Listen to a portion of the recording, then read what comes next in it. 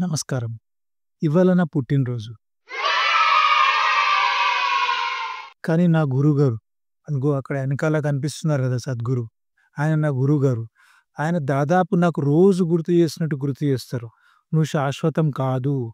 నువ్వు ఎప్పుడైనా చనిపోవచ్చు. ఈ క్షణం గూడా చనిపోవచ్చు. ఈ వీడియో చేస్తూ చేస్తూ కూడా చనిపోవచ్చు. ఎప్పటికీ గుర్తుపెట్టుకో. నువ్వు శాశ్వతం కాదు" అని అంటూ ఉంటారు. ఒకసారి ఇదే అంశం మీద ఆయన ఏమంటున్నారో చూద్దాం ఒకసారి. మరణానికి ఎలా సన్నద్ధమవ్వాలి? చక్కగా జీవిస్తే చాలు.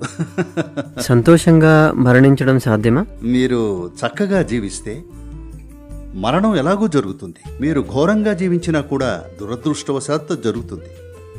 కాబట్టి మీరు మరణానికి సన్నద్ధమవ్వాల్సిన పనిలేదు. ఎందుకంటే జీవితం ఇంకా మరణం అనేవి రెండు వేర్వేరు విషయాలు కాదు.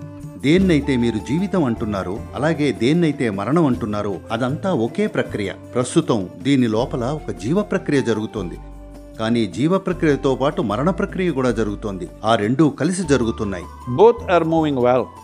మెల్లగా ఆధిపత్యం మారుతుంది. ఏదో ఒకరోజు అది పూర్తవుతుంది. మీరు చేయటానికే ఉంది. మీరు మరణం గురించి చేయాల్సిందేమీ లేదు. ఎందుకంటే అది ఎంతో సమర్థమైంది. అరకొరగా చనిపోయిన వాళ్ళు ఎవరూ లేరు. అరకొరగా జీవించే వాళ్ళు మాత్రం ఎంతో మంది ఉన్నారు.